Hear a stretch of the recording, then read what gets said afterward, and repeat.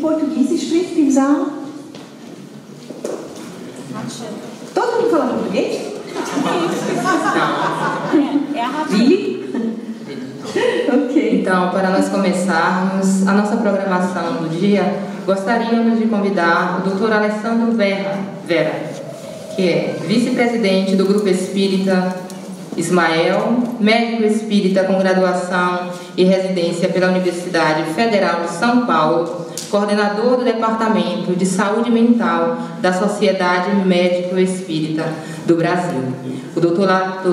Alessandro Vera irá fazer uma palestra sobre os transtornos psicóticos na visão médico-espírita.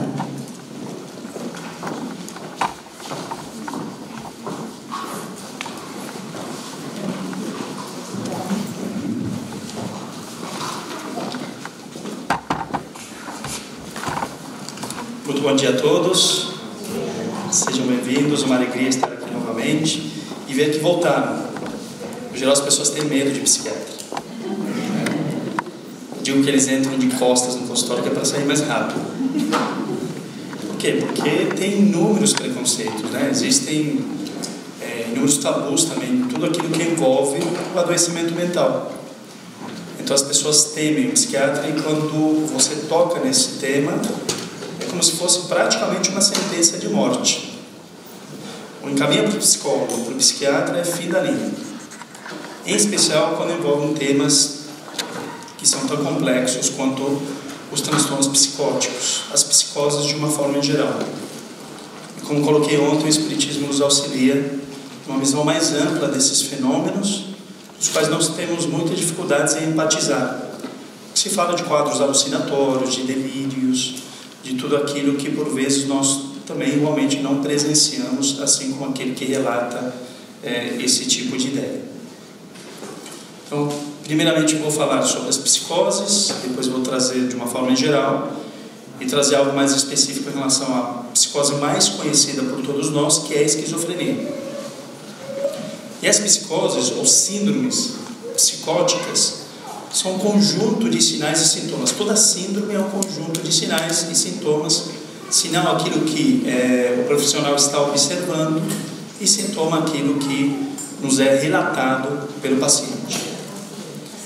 E aí eu trago algumas características das psicoses, das síndromes psicóticas, de uma obra que nós utilizamos no Brasil sobre psicopatologia e semiologia dos transtornos mentais, durante a nossa formação em psiquiatria, que é de um médico psiquiatra chamado Paulo Dalgarra.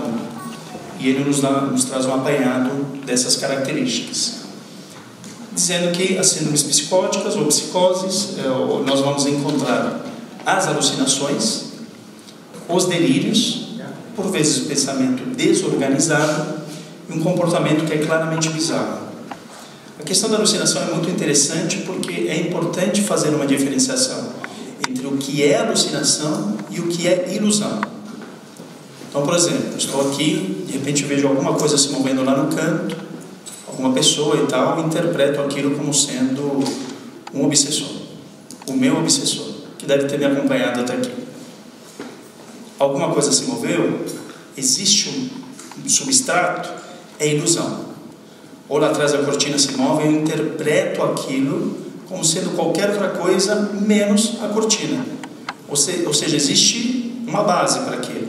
Então é ilusão. Mas se não houver nada, e eu de fato vejo o meu obsessor se aproximando na minha direção, e vocês não estão vendo, mas eu estou neste momento, é brincadeira, só estou dando um exemplo. É o quê? A alucinação. Ou seja, só eu estou vendo. Então é uma forma como nós diferenciamos do que é ilusão de alucinação. Ilusão existe um substrato, a alucinação não existe.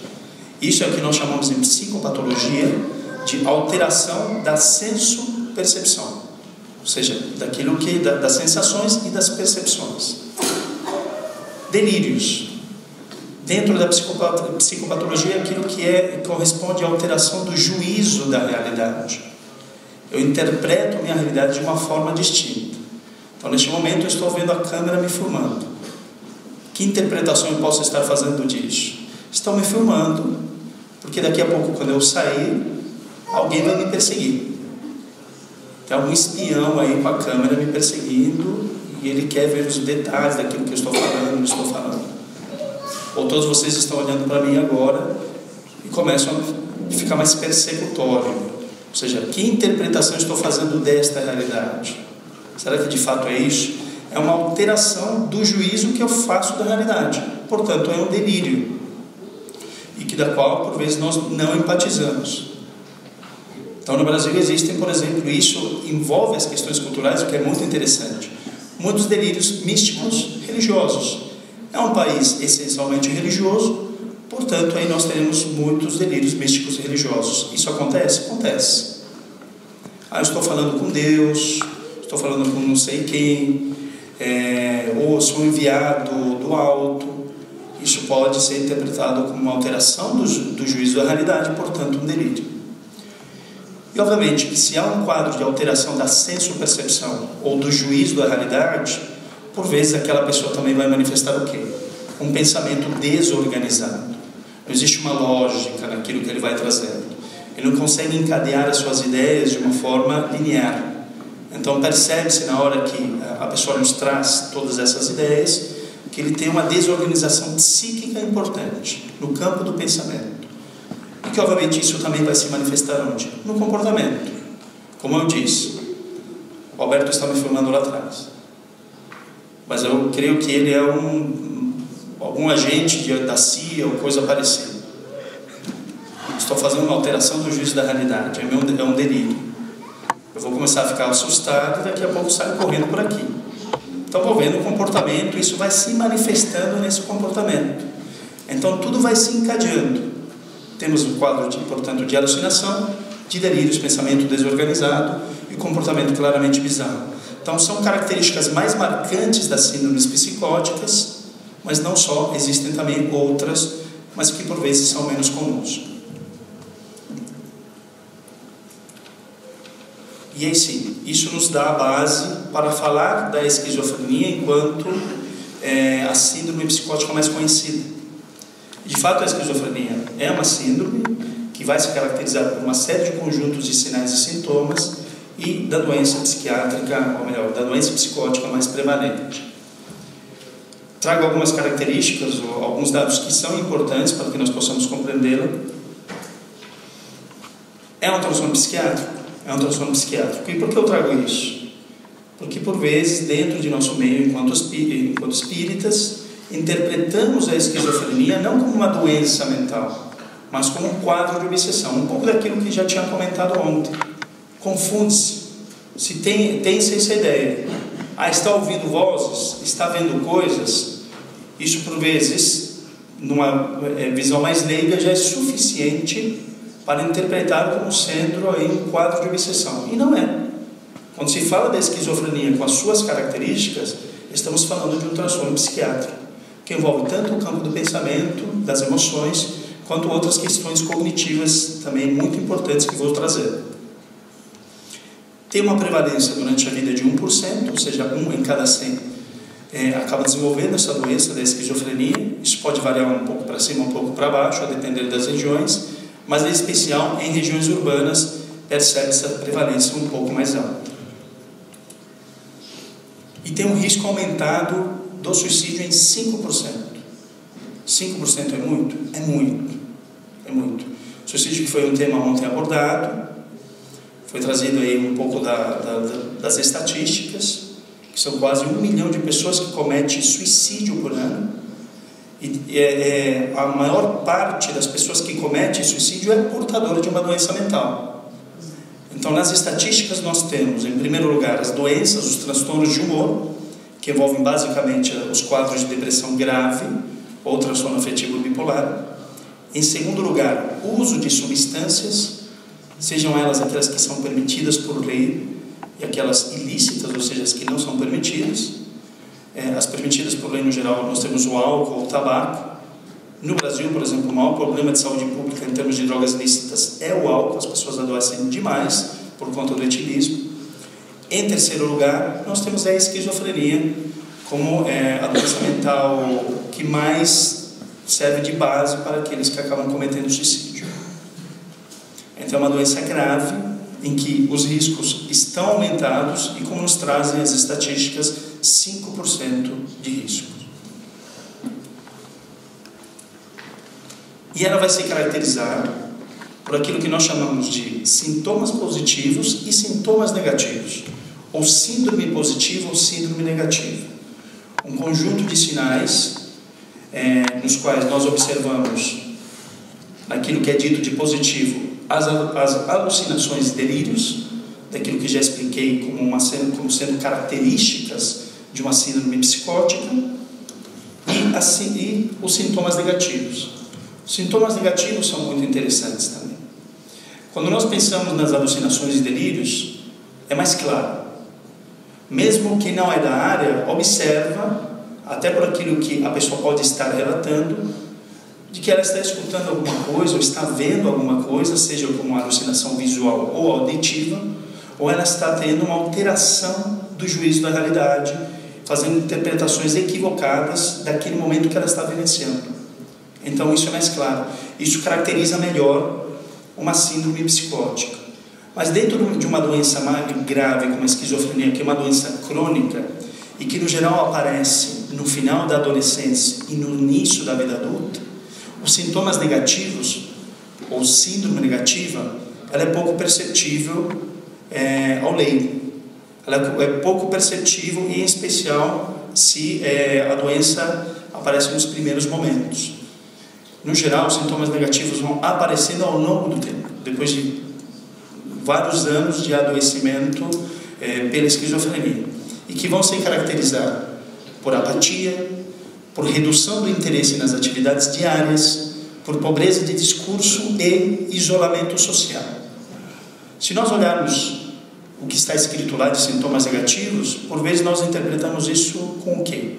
Com depressão. Mas é depressão? Não, não é. Embora esses sintomas todos podem estar sim presentes no quadro depressivo. Os sintomas negativos, eles são característicos de marcantes alterações cognitivas que vão ocorrendo ao longo do tempo e que por vezes o paciente acaba apresentando todos esses sintomas que no olhar um pouco mais superficial podem ser interpretados aí como um quadro de depressão. A esquizofrenia, ela se caracteriza por ser uma doença do neurodesenvolvimento e neurodegenerativo. Então, mesmo que, no geral, o primeiro surto possa ocorrer no final da adolescência, no início da vida adulta, as bases neurológicas desse adoecimento se iniciam onde? Na infância. Como todo e qualquer transtorno mental, se inicia na infância. As questões que envolvem, como já disse, o neurodesenvolvimento. O nosso cérebro, ele alcança a sua maturação completa por volta dos 24 anos de idade. Então ele está em constante mudança até essa idade, até esse momento dos 24 anos. Então, nas idades iniciais, ocorre aquilo que nós chamamos o quê? De poda neuronal. Poda como se fosse uma árvore mesmo. Aliás, se nós olharmos para o cérebro, com seus dendritos, com seus axônios, que são estruturas do neurônio, parece realmente uma árvore. Então vão ocorrendo podas que vão facilitando a comunicação cerebral, e isso até alcançar uma estrutura um pouco mais fixa, entre aspas, até os 24 anos. Um pouco mais fixa por quê? Porque na verdade o cérebro ele pode sim ir se regenerando por questões diversas ao longo de toda a vida. O que era tido praticamente como um dogma até os anos 80, mais ou menos, de que o cérebro não se regenerava, se havia morte cerebral, o neurônio, por ser uma célula nobre, ela morria e não nascia nada. Hoje já se sabe que não é bem assim. Existe sim essa diferenciação ao longo do tempo.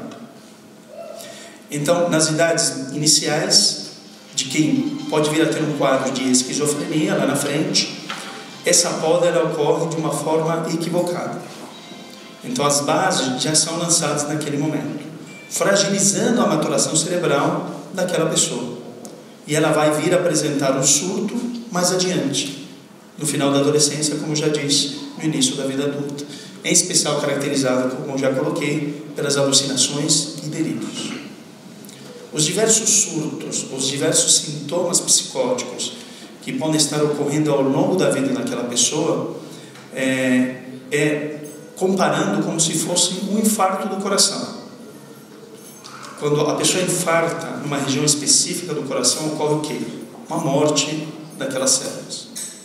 No surto acontece exatamente a mesma coisa. O surto é o quê? Tóxico. Existe uma liberação de uma série de substâncias tóxicas que acabam fazendo com que aquela região, ou em diversas regiões,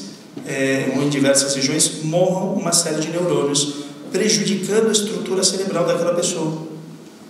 Então, esses surtos frequentes, esse adoecimento que nós vamos percebendo ao longo de muitos anos, fazem com que lá na frente, alguém que seja portador de um quadro grave como a esquizofrenia, se nós olharmos para um exame de imagem, fazemos uma tomografia, por exemplo, percebe-se uma redução do cérebro. Essa redução indica que houve, ao longo de todos esses anos, morte desses neurônios. Ou seja, nós estamos então falando de uma doença neurodegenerativa. Então, ela é do neurodesenvolvimento, por essas alterações que vão ocorrendo nas idades iniciais, e neurodegenerativa, por tudo que vai acontecendo ao longo de muitos anos de adoecimento. Essas alterações cerebrais é o que também serve de base para aquilo que nós chamamos de sintomas negativos. Quando você começa a ter problemas cognitivos importantes, existe essa base de alteração neurológica. Tudo bem até aqui? Ótimo. É uma doença, do ponto de vista médico, sem etiologia definida, ou seja, nós não sabemos quais são as causas, como todo e qualquer adoecimento mental. É um contínuo de sintomas, ou seja, sintomas que vão ocorrendo ao longo do tempo e que podem estar se somando. Por vezes, os sintomas psicóticos, tanto as alucinações quanto os delírios, com o tempo eles podem não ocorrer mais. Isso não é uma regra, mas podem acontecer. E o que se observa no paciente que é portador de esquizofrenia é uma prevalência dos sintomas negativos. E depois eu vou trazer os motivos disso também. Como já coloquei, uma doença do neurodesenvolvimento e uma doença neurodegenerativa, e que pode causar grave deterioração das faculdades cognitivas, estigma social e prejuízo funcional. Das faculdades cognitivas, pelas explicações que eu trouxe em nível cerebral, o estigma social, o prejuízo funcional, bem sabemos dos grandes estigmas, dos grandes preconceitos, dos tabus que envolvem todo adoecimento mental. Por isso que eu brinquei no início, né? As pessoas têm pavor de passar com psiquiatra, pelo menos no Brasil é assim. Existem inúmeros preconceitos. Quando você fala em psiquiatra, as pessoas arregaram os olhos, porque é o fim da linha. Então isso é uma marca do estigma social, dos tabus que envolvem o adoecimento mental. E obviamente tudo isso, todo esse conjunto que envolve tanto, no caso da esquizofrenia, as alterações cognitivas, os estigmas sociais envolvidos, trarão aí como consequência um importante prejuízo funcional ao longo da vida dessa pessoa.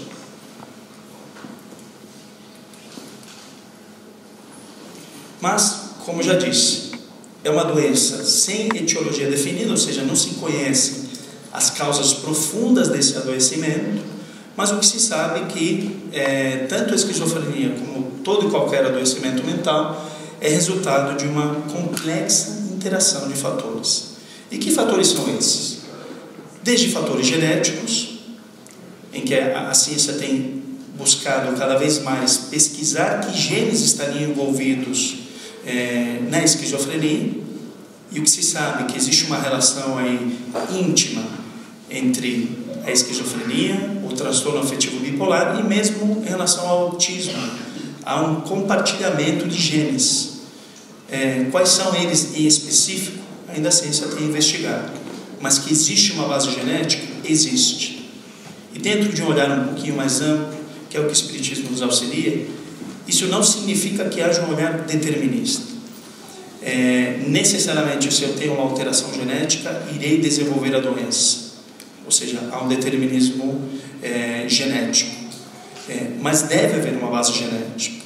E os genes ainda são muito pouco conhecidos por todos nós.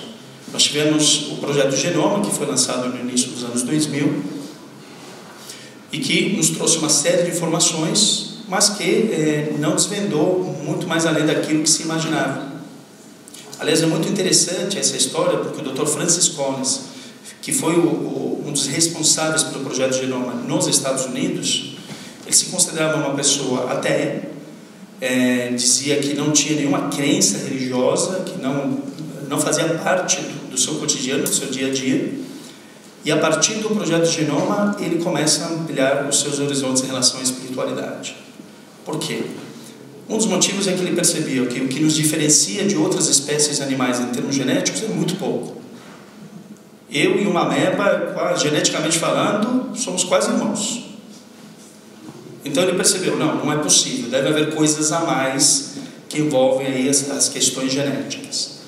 E a partir disso ele escreve um discurso que é proferido naquele momento pelo presidente dos Estados Unidos, que era o Bill Clinton. E ele diz que, naquele momento, o que se descobria era a linguagem de Deus. A linguagem pela qual Deus escreve, em termos biológicos, aquilo que nós vivemos enquanto espíritos encarnados. Os espíritos encarnados fica pela minha conta, não é obviamente o que o Bill Clinton trouxe. Mas a linguagem de Deus serviu de base para uma obra que Francis Collins escreveria posteriormente, um livro muito interessante, em que ele vai trazendo o olhar dele espiritualizado em relação às questões genéticas. Então, obviamente que, possuidores que somos de um corpo físico, há as bases genéticas de tudo e qualquer coisa que vamos desenvolver ou vamos apresentar ao longo de uma vida. Os genes fazem parte disso, mas ainda é muito pouco conhecido.